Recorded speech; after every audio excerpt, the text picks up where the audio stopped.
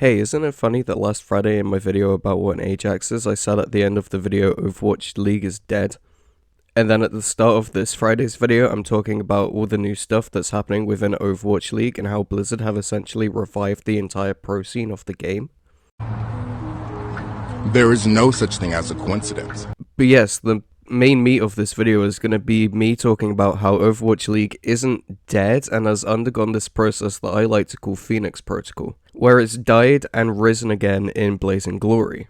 I'll get into how that's happened in a minute, but first I'm going to ask you to subscribe and leave a like on this video, as I want to continue making Overwatch 2 related content that's not only entertaining, but educational too. So, Overwatch League as a name itself is dead. That's all done and buried. However, Overwatch League has now evolved into Overwatch Champions Series, a much more open version of the core league formula where open tournaments will take place regionally rather than having one huge tournament. This means that in the finals, it won't just be the same 5 American teams like usual, but teams from the EMEA and Asia. Tourneys will be done in 4 stages for America and the EMEA, where they'll be competing against each other both within region and out of region, like Spitfire versus Outlaw. The start of each stage is the open qualifiers, and then the teams that qualify will go through to the main event. The major will take place between these 4 stages, after stage 2 and just before stage 3. Now, for Asia, they will play 2 stages with a slightly different layout.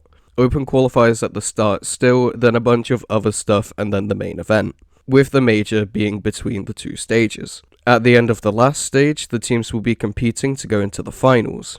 These tournaments are going to be run by Faceit, who, if you're into esports, you'll know is a huge company. They manage leagues for pretty much every esports, CS, League, Siege, the list goes on. This entire series starts in February with the Asia qualifiers and finishes in November with the final, with a break in June and July. Yep, that's right, OWCS is on for 8 of the 12 months this year, so be ready to earn a lot of OWL credits. Or I guess they're OWCS credits now.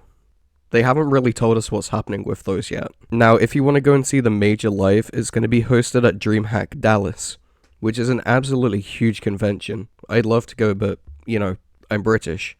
However, Jared did say that the OWCS finals are going to take place in Europe this year at DreamHack Stockholm, which is absolutely great for us Europeans. Europe has never really been a huge part of the Overwatch League. In fact, there's only 2 European teams.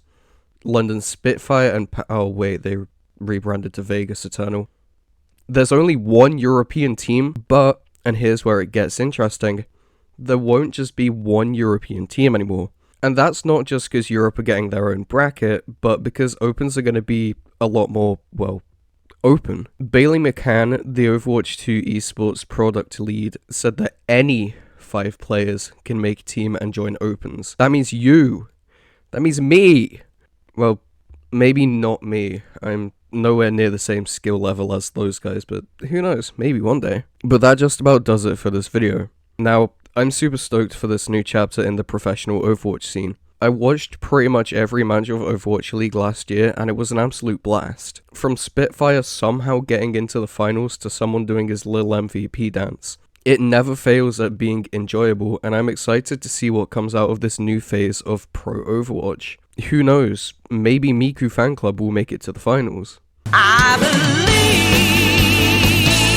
believe. Anyways, that's the end of this video.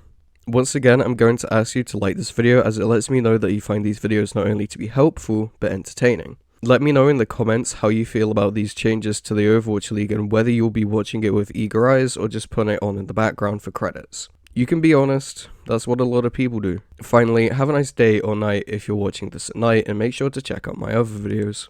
Not only will I appreciate it, but you might too.